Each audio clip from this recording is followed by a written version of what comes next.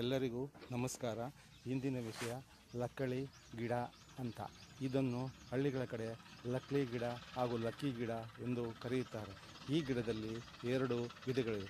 ಒಂದು ಬಿಳಿ ಲಕ್ಕಳಿ, ಮತ್ತೊಂದು ಕರಿ ಲಕ್ಕಳಿ ಗಿಡ ಎಂದು ಹೇಳುತ್ತಾರೆ. ಈ ಗಿಡದ ಹೂಗಳನ್ನು ಶಿವನಿಗೆ, ವಿಷ್ಣುವಿಗೆ ತಂದು ಇಟ್ಟು ಪೂಜೆ ಮಾಡುತ್ತಾರೆ. ಈ ಗಿಡದ ಎಲೆಗಳನ್ನು ತಿಂದರೆ ಕೈ ಕಾಲು ನೋವು, ಮಂಡಿ ನೋವು ಹೋಗುತ್ತದೆ ಎಂದು ಹಿರಿಯರು ಹೇಳುತ್ತಾರೆ. ಈ ಕಡ್ಡಿಯಿಂದ ಹಲ್ಲನ್ನು ಸಹ ಉಜ್ಜುತ್ತಾರೆ. ಯಾರಿಗಾದರೂ ಬಾಯಿಯಲ್ಲಿ ಹುಣ್ಣು ಆದಾಗ ಈ ಸೊಪ್ಪನ್ನು ತಂದು ಬೇಯಿಸಿ ಅದರ ನೀರಿನಿಂದ ಬಾಯಿಯನ್ನು ಮುಕ್ಕಳಿಸುತ್ತಾರೆ. ಅಲ್ಲದೆ ಈ ಗಿಡಗಳನ್ನು ಹಳ್ಳಿಗಳ ಕಡೆ ಒಂಗಲು ಎಂದು ಹಾಕುತ್ತಾರೆ. ಆ ಸಮಯದಲ್ಲಿ ಈ ಗಿಡದ ರೆಕ್ಕೆಗಳನ್ನು ತಂದು ರೈತರು ಹೊಲಗಳಲ್ಲಿ ನೆಡುತ್ತಾರೆ.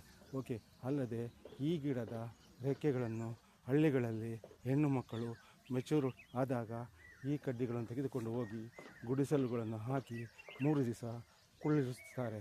ಹೀಗೆ ಈ ಗಿಡವು ಬಹು ಉಪಯೋಗಿ ವಸ್ತುವಾಗಿದೆ.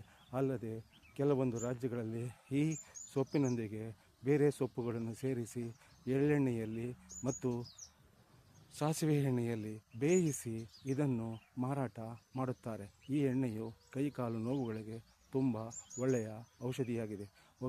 ಹೀಗೆ ಈ ಲಕ್ಕಳಿ ಗಿಡವು ಜನಗಳಿಗೆ ಬಹು ಉಪಯೋಗಿ ಗಿಡವಾಗಿರುವುದರಿಂದ ಈ ಗಿಡಗಳನ್ನು ಸಾಮಾನ್ಯವಾಗಿ ಎಲ್ಲ ರೈತರು ತೋಟಗಳ ಬದುಗಳಲ್ಲಿ ಬೆಳೆಸುತ್ತಾರೆ.